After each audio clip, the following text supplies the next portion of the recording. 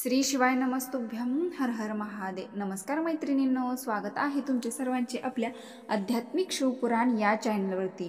मैत्रिणींनो, आजच्या व्हिडिओमध्ये भगवान शिवशंकरांनी माता पार्वतीला काही प्रश्नाची विशेष उत्तरे दिलेली आहेत। ही पौराणिक कथा ऐकल्याने आई वडिलांच्या घरी राहिलेल्या मुलींना कोणते पाप लागते हीच आज आपण पौराणिक कथा पाहणार आहोत। चला तर मग बघूयात। एकदा माता पार्वती पृथ्वीवर प्रवास केल्यानंतर भगवान शिवशंकरांकडे आली आणि म्हणाली, हे भगवान, आज मी पृथ्वीवर प्रवास करत होते तेव्हा मी पाहिले की काही मुली त्यांच्या वडिलांच्या घरी दीर्घकाळ राहत होत्या। तर पूर्वीच्या काळात लहान वयातच मुलींचे लग्न होत होते आणि तेव्हापासूनच ते नवऱ्याच्या घरी राहायला जात असेल। आणि मी एक विचित्र प्रकार पाहिला आहे की लग्नानंतरही अनेक मुली त्यांच्या वडिलांच्या घरी दीर्घकाळ आणि वारंवार, तसेच तिथेच मुली वडिलांच्या घरी जास्त काळ राहणे योग्य आहे की नाही? मुलगी कोणत्या वयात लग्नास पात्र आहे आणि लग्नानंतर वडिलांच्या घरी आल्याने कोणते पाप लागते? हे भगवान, तुम्ही या जगाचे सत्य आहात, तुम्ही शेवट आहात। तेव्हा भगवान शिव हसले आणि म्हणाले, हे देवी, आज तू विचारलेले प्रश्न समस्त मानवजातीच्या कल्याणासाठी खूप महत्त्वाचा आहे। आज मी या सर्व प्रश्नांची उत्तरे एका सत्य घटनेच्या माध्यमातून देत आहे। ही कथा माझ्या भगवान श्रीकृष्णाच्या द्वापार युगातील आहे। हे देवी पार्वती, जो कोणी ही कथा ऐकेल आणि इतरांना देखील सांगेल, मी त्याच्या 100 पापांना क्षमा करतो आणि मृत्यूनंतर ती व्यक्ती अनंत काळपर्यंत माझीच राहते। तेव्हा माता पार्वती म्हणते, हे भगवान, मी ही कथा नक्की लक्षपूर्वक ऐकेन, कृपा ही कथा सांगण्यास सुरुवात करा। तेव्हा भगवान शिवशंकर म्हणतात, हे देवी, ही 28व्या द्वापार युगाची घटना आहे। यदुकुळातील महान योद्धा उग्रसेनच्या ठिकाणी घडलेल्या घटनेचे मी भूतकाळाच्या रूपात वर्णन करेन। मथुरा नावाचे नगर होते। तिथे उग्रसेन नावाचा यदुवंश राजा राज्य करत होता। तो शत्रूंवर विजय मिळवणारा, सर्व धर्मांचा जाणकार, आपल्या प्रजेचा रक्षक आणि अत्यंत सद्गुणी राजा होता। राजा उग्रसेन धार्मिकतेने राज्य चालवत असे आणि आपल्या प्रजेचे पालन करत असे। त्या काळी विदर्भातील परमपवित्र देशात सत्यकेतू नावाचा एक पराक्रमी राजा राहत होता। त्यांना मायावती नावाची मुलगी होती। ती सत्य धर्माची अनुयायी, अतिशय सुंदर, सदाचारी आणि चारित्र्य संपन्न होती। मथुरेच्या राजा उग्रसेनने त्या सुंदर नेत्रांना विचारले, जी ही खूप सुंदर होती, आणि मथुरेचा राजा उग्रसेनने मायावती सोबत लग्न केले। तिच्या प्रेमाने राजा मंत्रमुग्ध झाला आणि राजा आपल्या जीवापेक्षा जास्त तिच्यावर प्रेम करू लागला। मायावतीला सोडून ते जेवण सुद्धा करत नव्हते। अशा प्रकारे दोघांचाही वेळ अगदी आनंदाने निघून जात होता। काही काळानंतर विदर्भाचा राजा सत्तेत येतो।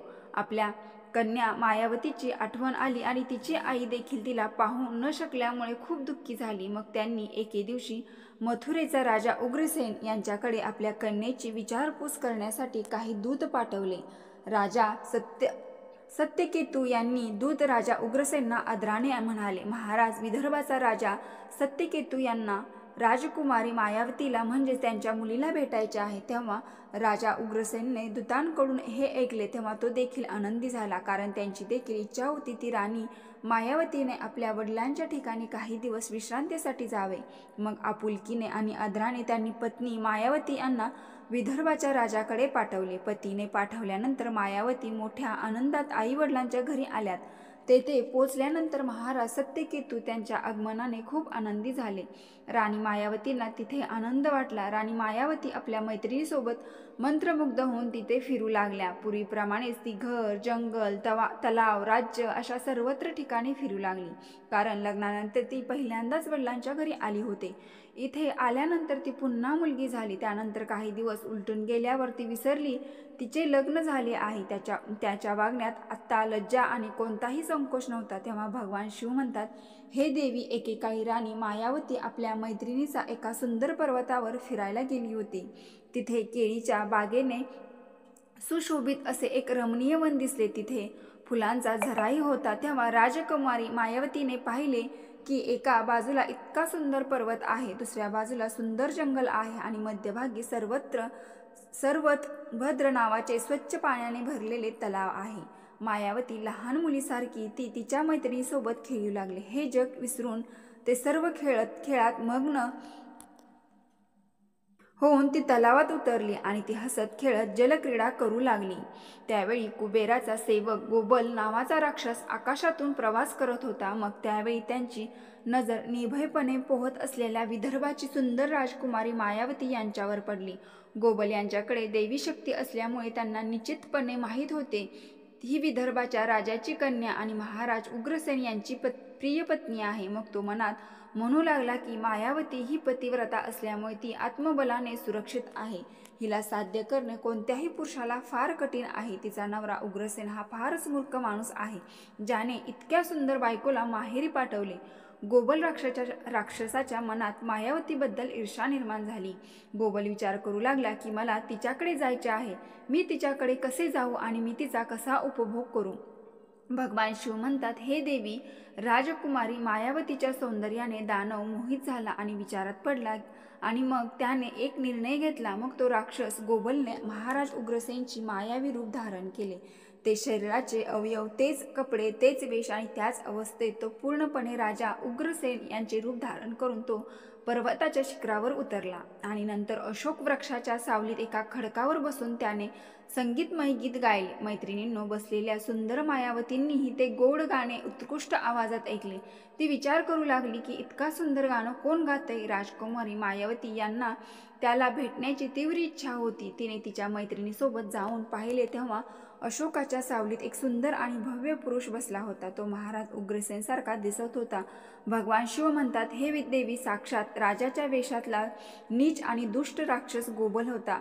राजकुमारी मायावती विचार करू लागल्या की माझा स्वामी मथुरेचा राजा आपले राज्य सोडून इतक्या दूर कधी आणि कसा आला. ती याचा विचार करत असताना त्या पापी दानवाने स्वतःहून हाक मारली, हे प्रिये, तुझ्याशिवाय हे जीवन जगणे मला अशक्य झाले आहे, म्हणून मी तुला सोडून कुठेही राहू शकत नाही. जेव्हा आपल्या पतीच्या रूपातील राक्षसाने हे सांगितले तेव्हा राजकुमारी मायावती थोडी लाजून त्याच्या समोर गेली. तो दानव तिचा हात धरून तिला एका निर्जळ स्थळी नेलं आणि तिचा वापर केला. महाराज उग्रसेन यांच्या गुप्त भागामध्ये काही विशेष चिन्हे होते जे मायावतीला त्या पुरुषात दिसले नाही. त्यामुळे राजकुमारी मायावतीने स्वतःची काळजी घेतली. पण या घटनेमुळे तो दुष्ट राक्षस गोबल खूप रागावला. मायावती म्हणाली, अरे, मला लवकर सांग की तू कोण आहेस. तुझा आकार राक्षसासारखा आहे. तू पापी आणि क्रूर आहेस. असे बोलून मायावतीचे डोळे पश्चातापाने भरून आले.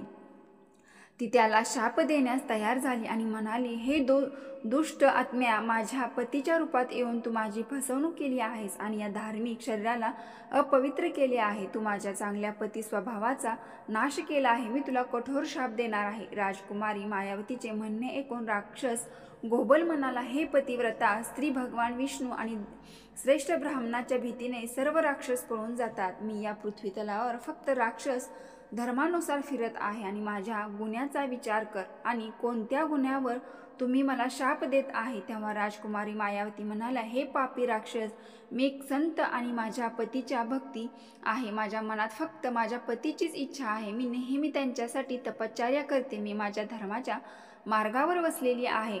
पण भ्रम निर्माण करून तू माझी संपत्ती आणि मला सुद्धा नष्ट केले आहे.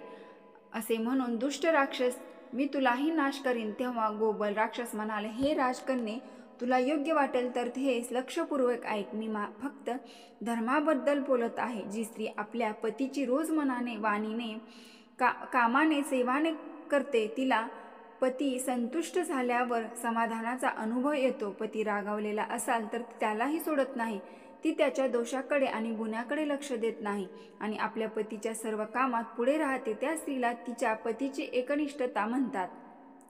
स्त्रीला या जगात आपले कल्याण करायचे असेल तर तिने पतीत, आजारी, अभंग, कुष्ठरोगी, सर्व धर्म विरहित आणि पापी असलेल्या पतीचा त्याग करू नये. जे आपल्या पतीला सोडून इतर कार्यात आपले मन समर्पित करते तिला व्याभिचारिणी मानले जाते. जगातील सर्व धर्मापासून बहिष्कृत केले जाते. भगवान शिव म्हणतात, हे देवी, पुढे गोबल दानव म्हणतात, ती मला धर्माचे ज्ञान हे वेद आणि शास्त्रामधून आणि माझ्या गुरुकडून मिळालेले आहे. संसाराचं ध्यान करून पतीची सेवा सोडून इकडे का आलीस? इकडे होऊनही तू तुझ्याच तोंडून भरतेस की मी माझ्या नवऱ्याची भक्त आहे. तुझ्या या कृतीमुळे तुझ्या पतीच्या व्रताचा थोडासाही अंशही तुझ्यात दिसत नाही. तू सर्व भय सोडून पर्वत आणि जंगलात मग्न होऊन भटकत आहेस. म्हणूनच तू पापी आहेस. तुला मोठी शिक्षा देऊन मी तुला सरळ मार्गावर आणले आहे. आता तुम्ही असे दुष्टकृत्य पुन्हा कधीही करू शकणार नाही. मला सांग, तू तुझ्या नवऱ्याला सोडून इथे का आली आहेस? हा शृंगार, हे दागिने, हा सुंदर पोशाख घालून तू का उभी आहेस? पापिणी, मला सांग, तू हे सर्व का आणि कोणासाठी केले आहेस? तुझा नवरा कुठे आहे? जी बाई माझ्यासमोर व्याभिचारी बाई सारखी वागते, तू सध्या तुझ्या पतीपासून 400 मैल दूर आहेस. तुला आपल्या पतीला देव मानण्याची भावना कुठे आहेस? तू पापी आहेस. तुला लाज वाटत नाही का? तुला काय मला माझ्या वागण्याची घृणा वाटत आहे? तू काय माझ्यासमोर बोलतेस? तुझ्या तपश्चर्याचा प्रभाव कुठे आहे? आज तुझे सामर्थ्य आणि पराक्रम कुठे आहे? तेव्हा राजकुमारी मायावती म्हणाल्या, हे तुच्छ राक्षसा, नीट ऐक.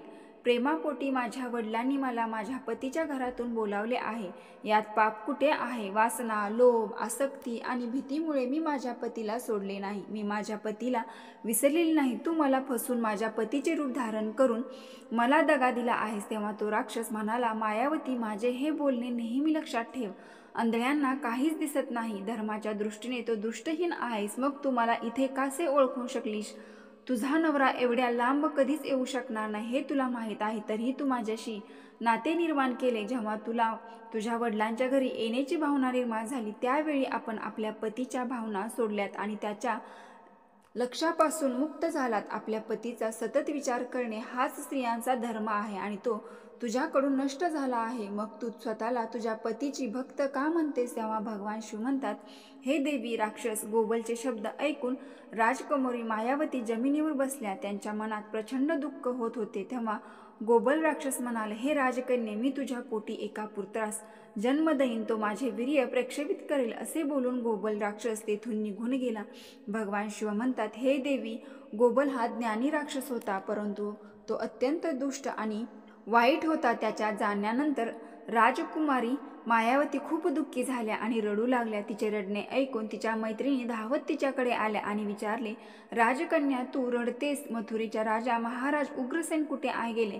प्रचंड दुःखाने रडत राजकुमारी मायावती यांनी आपली कशी फसवणूक झाली याची संपूर्ण कहाणी सांगितली. त्यानंतर सर्व मैत्रिणी तिला तिच्या वडिलांच्या घरी घेऊन गेल्या. त्यावेळी ती दुःखाने थरथरत होती. तिच्या मैत्रिणी संपूर्ण घटना राजकुमारी मायावती यांच्या आईला सांगितली. हे ऐकताच राणी आपल्या पतीच्या वाड्यात गेली आणि राजाला आपल्या मुलीची संपूर्ण कहाणी सांगितली. हे ऐकून महाराज सत्यकेतूलाही खूप वाईट वाटले. त्यांनी मुलीला काही लोकांचा मथुरेत तिच्या पतीच्या घरी परत पाठवले. मायावती येताना पाहून राजा उग्रसेनना खूप आनंद झाला.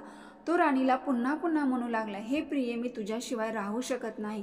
तुम्ही लवकर परत आलात हे चांगले आहे. हे मायावती, तुझा सदाचार, नम्रता, सत्य आणि तुझ्या प्रतिभक्ती इत्यादी गुणामुळे तू मला खूप प्रिय वाटतेस. हे आपल्या प्रिय पत्नी मायावती हिला सांगू लागले. परंतु मायावती या फार दुःखी होत्या. त्यांच्या चेहऱ्यावर आनंद दिसत नव्हता. काही दिवसानंतर मायावती ही गर्भवती राहिली आणि सर्वांना भयभीत करणारा तिच्या पोटात वाढणारी गर्भधारणा दिवसेंदिवस वाढू लागली. पण त्या गर्भधारणेचे कारण फक्त मायावतींनाच माहीत होते. मायावतींना त्यांच्या आपल्या पोटात वाढणाऱ्या गर्भाची रात्रंदिवस काळजी वाटत होती.